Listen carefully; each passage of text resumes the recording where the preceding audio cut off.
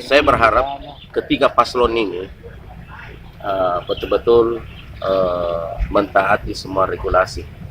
Ketika dia betul-betul memikirkan bagaimana Sinjai ke depan.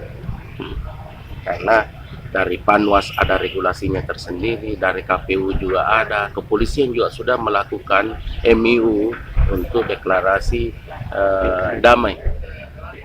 Jadi saya berharap ketiga paslon ini jangan cuma seremonial saja pada kesempatan yang dilakukan pada hari ini di kantor Kapolres.